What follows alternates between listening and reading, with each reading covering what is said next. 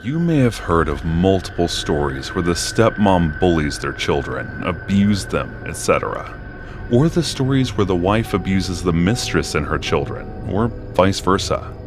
But what I have experienced is nothing like that. It was the opposite of this. I ran away from my home at a very young age because of all the abuse that I was going through and came to Chicago. Apart from the money and jewelry that I had stolen from my mother's safe, I had nothing else. I sold the jewelry and found a place to stay for a few days. One thing that I was sure about was that my mother may have sent someone after me. Not because she loved me, cared for me, or anything like that. It was because I was someone she could vent her anger, frustrations, and insecurities. Well, it was my bad luck that I was born from her. And on top of that, with these looks. My mother married my father only for money. There was no love involved in that marriage. I don't know the reason my father married her and never divorced her, but even I at the age could notice the hatred Mother had for him. Mother never once looked at me with love or motherly feeling. I know the reason. It was because every single time she looked at me, I reminded her of my father. And when father brought in a mistress for him, she started to beat me, punish me, and abuse me instead of him. I bared with that behavior of hers for 12 years and hoped that maybe someday she would realize that I was not only my father's child, but her blood also flowed through my veins. But it only got worse over time. So one day, I sneaked the keys to her safe, stole money and jewelry from it, and flew from there. While staying in Chicago, I found a part-time job in a grocery store and started working there. There was a Starbucks cafe outlet just across the street, and you could see everything that went around there from the store. One day, when I was waiting for the store to open because I reached earlier that day, I saw a tall, dark-haired man with a tan, muscular body. He must have been double my age, but my jaw dropped by looking at him. I kept staring at him, and when he turned back, his eyes met mine, and he passed a smile to me. It made me feel butterflies in my stomach, and I knew what it was. I started to have a crush on one of the baristas working there. I guessed that he must be working as a barista. I changed my routine to match his time and started to come earlier than the store opening time. After reaching, I would wait for him to come and open the cafe. It became my routine, and he would always pass a bright smile to me, which would make my day. One day while I was waiting for him and daydreaming, I noticed it was someone else who came in instead. I thought maybe he would be late, so I waited, but he did not show up. And the same day while I was working, I noticed him going into the cafe with a woman as a customer. The woman's figure looked familiar, but I could not see her face. Watching him with another woman made my chest tight with an uneasy feeling. After my shift ended, as I was about to leave for my apartment, I noticed him kissing that woman in a nearby alley. The feeling I was having at that time crossed far beyond the limit of jealousy. He pulled his lips away from her, and my entire body started to tremble from anger. It was my so-called mother. Her eyes met mine. Her lips formed an evil smirk, and she grabbed him by his hair. She pulled him closer and kissed him. I understood why she was doing that. She may have had someone tail me and figured out that I liked this guy. She was warning me by this, that I could not have anything without her permission. I cannot describe the rage I was feeling at the moment, and I could have let it go if she stopped there. But the next day, as I was working, I noticed her flirting with while sitting inside the Starbucks cafe. In a fit of extreme rage, I went into the hardware section and took a wrench. I walked into the cafe while hiding the wrench behind me. She did not notice me and was leaning on the counter, flirting with the nasty, slutty dress that she was wearing. As she touched his hand, I got furious and stepped toward her. I hit her on the head from behind with all my might and continued hitting. I heard multiple screams around me, but I could not focus on anything else. I broke her skull with continuous hits, and someone forcefully pulled me away from her. She died right there, I guess. But all I could feel was the rage, and I wanted to hit her bloody face more, because that is how much I hated her. As someone was grabbing me, I noticed him running over her with tears filled in his eyes. He looked at me with disgust and hate, which broke my heart. But I was feeling relieved that I had killed the monster who had destroyed me completely. He held her in his arms and checked if she was alive. My legs were feeling numb, and I fell there. After a while, I heard the sound of a police siren coming closer. As I was confessing this, the investigator was looking at me with eyes of disbelief.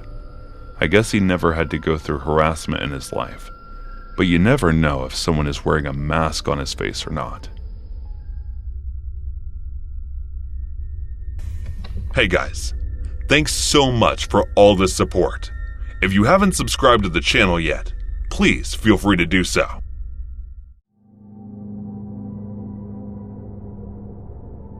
So, back when I was a kid, me and my best bud were having a sleepover. His mom and dad had gotten a divorce a couple months prior, so to counter all the stress of it, he pretty much got whatever he wanted. Not like his mom was spoiling him or anything, she was just being super nice to make sure he wasn't too bummed about his dad leaving. Did it work? Yes and no. Getting to have his friends sleep over, getting an Xbox, a cell phone, and getting much more personal freedom was all well and good, but every so often you could tell the whole thing was getting to him. The good thing was, I got to spend a whole bunch more time with him to give him the support we needed, which coincidentally meant that I was there for one of the worst moments of his childhood. Actually, make that both our childhoods. So, we're having a sleepover, and his mom is having a friend over. We're upstairs, they're downstairs. At one point, I wanted a glass of water, so I head downstairs, but he had to walk through the TV room to get to the kitchen, and when I do, I see my buddy's mom's friend is a dude, and they're getting kinda close, if you know what I'm saying. They jump off each other when I walk into the room. I walk through like, don't mind me, and it's incredibly awkward as I walk back through with my glass of water. Then, I make the mistake of mentioning it to my buddy. He's clearly not happy with the fact that it's a dude. Like, we're 9th graders at this point, so we're pretty savvy to, you know. Anyway, my buddy isn't happy, but he just does his usual thing of internalizing it before distracting himself. Not the best coping mechanism in hindsight, but it is what it is. Then, remember that cell phone I mentioned? Well, his mom bought it for him so he could keep in touch with his dad, which he then does. And guess what's the first thing he tells him? Yep, that there's a strange dude over at his house. I totally blame myself in the moment. It sucked so hard, and when my buddy hung up, turned to me with a smug grin and said, "Dad's on his way over." I just knew something bad was going to happen. I kinda wanted to leave, but at the same time, my whole reason for being at that time was being a good friend to Ryan. I had a really healthy family life at home. Like, my mom and dad were a loving, dedicated couple, right up until the day my dad passed. And I'd like to think they raised good kids. But Ryan, his parents were total morons. And good God, did that make me feel guilty. So, I stuck around. I knew something horrible was going to happen, but I had zero freaking clue to how bad it would really be. My buddy's bedroom window overlooked his driveway, so when his dad finally did show up, we could see and hear almost everything that went on down there. His dad, and I'm not embellishing here, hurtles up the driveway at like 40 miles an hour, screeches to a stop, and then doesn't even shut his door when he climbed out of his car. Ryan is watching him, looking at him like his dad is a knight in shining armor for a few seconds, right up until he says, "Oh crap, I think my dad has a gun." Hearing that final word sent this razor-sharp icicle running right through my guts. I knew there'd probably be shouting and fighting, but shooting? Then all we hear through an open window is, "Where is he?" It was Ryan's dad. He'd banged on the door until his mom answered, and then demanded to know where her guy friend was. Ryan's mom's all like, "I don't know what you're talking about." But then Ryan's dad goes from 0 to 100 in a second flat. "Don't lie to me, Linda, where is he?" he says. There's this very real, palpable pause, and me and Ryan are just on this very tense, nervous feeling. Then his mom says, "Who told you?"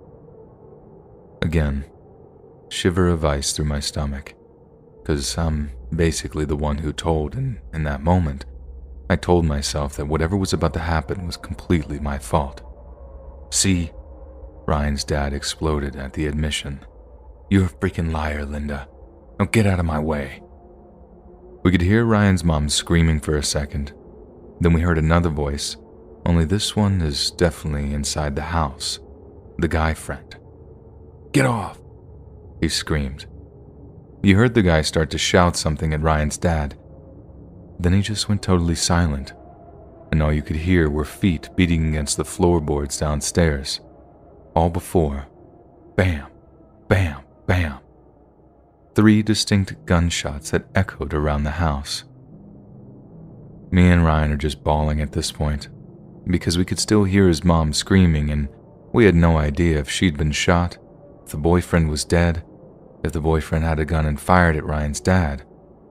The whole situation was traumatic enough, but the not knowing, man, that was just the worst. I had to grab Ryan's cell phone off of him to call 911.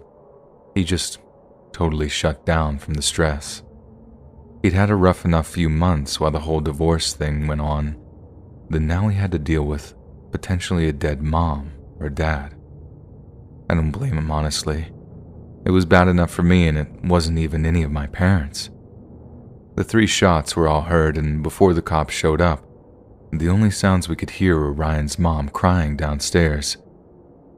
We should have gone to check on her. I know we should have, but the dispatcher told us both to stay put because we didn't know if there was still an active shooter or whatever, so we did as we were told. Thankfully, everyone turned out to be okay, and no one was even shot. Ryan's dad had aimed the gun at his mom's friend as soon as he'd laid eyes on him, but the guy was quick and just bolted out the back of the house as Ryan's dad pursued. He fired 3 shots, but it was basically just to scare the guy away at that point, and I heard none of the bullets even went near him.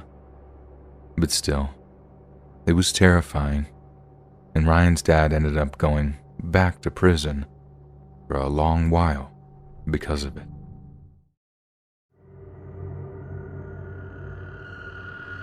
This happened back in 1989, and the story involves my stepdad, dad, biological dad, Donald Duck, and my sister, Sis. The person who exacted the revenge has passed now, so it should be safe to relate. And this is a revenge story that would warrant prison time, I believe.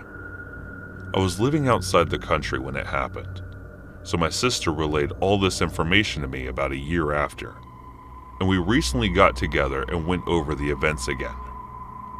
So my biological parents married when they were very young, and Donald Duck was still in law school. The marriage lasted long enough to produce 2 children.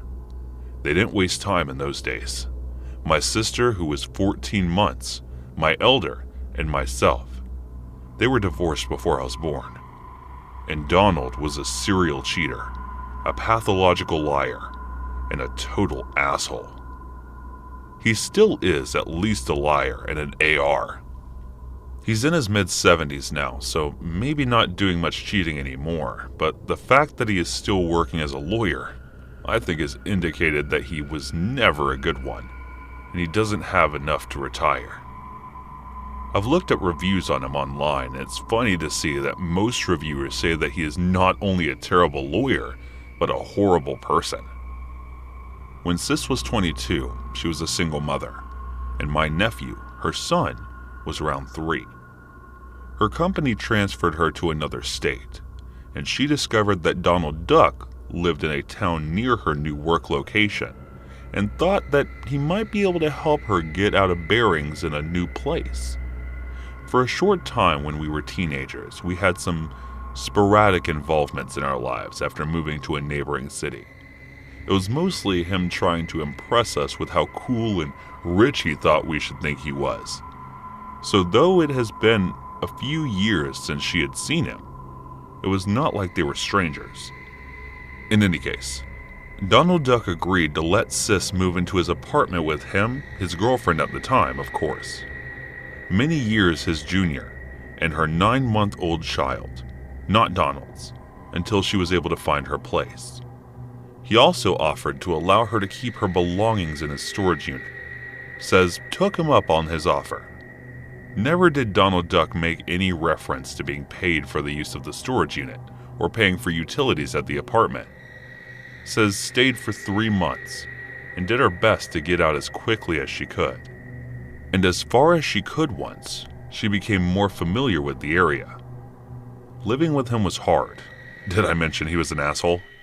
And her young son would find his pregnant lady porno mags around the apartment. This is pre-internet. Mr. Duck's young girlfriend was able to help with babysitting, something Sis paid her for. Eventually, she got her apartment. But all of her things, her son's toys, her furniture, household items, and everything. But her bed was still in the storage unit. So she called him to figure out how she could get her things back. But he seemed to want to hang on to them for some reason. He said, "You are my girlfriend's money for babysitting, and you can't get your things back until you pay her." She said, "Have you talked to her?" "I've paid her everything I owed her." He put down the phone and talked to his girlfriend, and she confirmed that she had been paid. And then he said, "Well, you owe 1/3 of the utilities for the time you were here." She reminded them that he had never said anything about that. So he got a little heated, and she was feeling desperate and angry. She then shouted an accusation of something he did to her when she was very young, which is a different story. And he responded, "Have you ever told anyone that?" "No," she said. "If you ever do, I will break your neck," he said. And the conversation ended there. She had given up and thought she would never see her things again. When about 20 minutes later, she got a call from an acquaintance who had gone on 1 or 2 dates with Donald before she met my sister. She told Sis that Mr. Duck just called her, asking if Sis had ever told her anything he might have done to Sis, hinting at the accusation Sis had made since I had never told anyone, and the acquaintance told Donald as much Sis later calls my stepdad, whom we have always is considered to be our dad. And he was the only father we knew growing up, as he was in the picture before we were old enough to remember. He married my mom when I was an infant, and my sister a toddler. The guy's had a lot of faults. He passed away in 2017, and we often felt better when he wasn't around. But he tried. It's not easy raising someone else's kids. He was our dad as far as we were concerned, and he'd legally adopted us. He had a lot of issues, but he hated to see anyone being taken advantage of if they were in a weaker position. In other words, he hated a bully, and Donald Duck was being a bully. When I was in the 1st grade, I rode a school bus with middle and high school students. There were a couple of kids who would bully me, and when he found out, he confronted the bullies and dads, and it ended. Another time, I was in 3rd grade and driving somewhere with him in his pickup around town, and he saw 2 young teenagers destroying a bicycle that he assumed they had stolen. He stopped and confronted them with his big framing hammer. Years later, he broke my mom out of a mental institution by threatening the director or some doctor, I'm not sure, with that same hammer. Yes, we were a fun family. Anyway, When Sis called him explaining that Donald Duck was holding all of her possessions hostage, she didn't know what to do. He told her that he knew several crisps who would be happy to rough him up and wouldn't even want to be paid. They would just do it for the fun. He was very bothered that Donald was keeping his grandson's things from him and wanted to hurt Mr. Duck. But Sis declined his offer. Then he asked her, what is the thing he values most in the world? His car. She said his car at that point was a Porsche. He had purchased new just a few years before. It wasn't quite the absolute entry-level model, but pretty close. Of course, he had all kinds of arguments about why it was better than more expensive ones, and obviously it was red. Dad was trying to come up with a way to not only get revenge, but to scare Mr. Duck enough to force him to give Sis back her things. She said she was fine with whatever he wanted to do if it got her belongings back, but wanted to make sure none of it could be traced back to her. So nothing happened until about a month later, and Donald Duck called Sis out of the blue as if nothing had happened and asked, "Hey, when would you like to come get your things? How about this Saturday?" He had some change of heart that is unexplained to this day. So she said, sure. She didn't trust him. So she didn't want to go alone.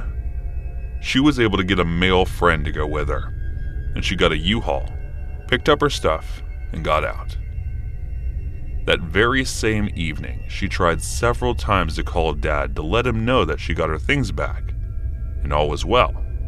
No need for any drastic measures. But it was too late. The wheels had been set in motion. He never answered the phone. Remember, these are pre-cell phone days, so when you're not at home, you don't answer. Sis called Mom, who was living separately from Dad for a time. It's complicated, and told her she couldn't reach Dad. Mom said Dad was sick, and that's probably why he wasn't answering his phone. But then at 10:30 p.m., Sis got a call from Donald's girlfriend who asked her, "What are you doing?" "I'm at home in bed. Why?" She said someone just blew up Donald's car. My sister's heart dropped. She knew who did it. The police asked Donald who would want to do this to him, and he says his name. So she now becomes suspect number one. Sis asked their girlfriend if Donald was scared, and girlfriend said yes. They were spending the night in a hotel. Fortunately, the call from my girlfriend to Sis just a few minutes after the explosion gave us her alibi. Sis lived over 30 minutes away and couldn't have answered her home phone if she had been the one to ignite the bomb. But the bomb did its job well. It had turned the Porsche into an unrecognizable wreck, took out the adjacent car, and destroyed many feet of the carport above both cars. I'm guessing the tank in a Porsche was nearly full. Just after Sis got off the phone, she called Mom telling her that someone blew up Mr. Duck's car, and she thinks it was Dad. While she was on the phone with Mom, another call came in, and it was Dad. He said mysteriously, "There's a box outside your door. Bring it in. You never talked to me tonight." Sis was a little afraid to open the box, but it turned out just to be some of her son's items that he had left with his grandpa's clothes and toys. Months later at Christmas, Sis asked Dad about it and he confessed. Turned out he was very sick physically when he pulled that stunt. Sis was touched that he would go through so much effort and risk jail time for her, all while being ill. She asked him if he was scared of driving back, and he said yes, and that every headlight behind him he took to be a cop until he reached the state line. Sis found out from their girlfriend that the cop said the job was very amateur, certainly not the work of a professional, but hey, it did the job. That Todd said he had asked a coworker who was once a member of the after-mentioned Crisps about how to make a car bomb, and she instructed him. He always did love blowing things up. When I was 13, we bonded over crumpling up the old colored sparklers into powder. I don't think they make the colored ones anymore, but they burned hotter, and we funneled the powder into the spent CO2 cart used, and making bombs powerful enough to blow up those old metal milk cans that hold a few gallons. We did this for the 4th of July. Anyway, Sis said it was some sort of Molotov cocktail stuffed in the tailpipe, but I'm not sure how that would work. My idea of a Molotov cocktail is a 750 milliliter size bottle like a wine bottle or a fifth of booze, which would not fit into the tailpipe of a 4-cylinder Porsche. I'm guessing the diameter is no more than 2 inches? Not big enough to fit such a bottle. Maybe he used a similar bottle or simply a smaller container of some kind filled with something very ignitable. I truly regret not discussing it with him. But we weren't close since I left home. If you didn't need him, he had a hard time having a relationship with you. Plus, I was married to a woman for many years who kept me from my parents and siblings, so I don't have better details. Thank God that 25-year marriage is over, and my current wife loves my family. One hilarious detail. Donald Duck continued to father offspring and date very young women. His current wife is my age, exactly, and he has a daughter many years younger than my youngest child. A couple of years ago, I had a conversation with one of these half-sisters, and she's a marvelous person despite half her DNA. Her mother was never married to Donald, and this sister is the age of my youngest daughter. I told her the story of the exploded Porsche, and she found it very amusing, because she said Donald loves to tell a story about he was prosecuting some mob boss and a couple of thugs came to his door trying to threaten him. Of course, being the big, bad, brave man he is, he didn't back down. And what was his reward? Those thugs blew up his car. I think it's hilarious that he tells this story to his children. But now they know the truth. He's the biggest bullshitter I've ever met. Also, due to Donald's allegations that it was my sister who blew up his car, the condo association or whatever tried to sue my sister for the damage to the carport, but it came to nothing. They were grasping at straws because there was no evidence, of course. But it did scare them and cause her some anxiety.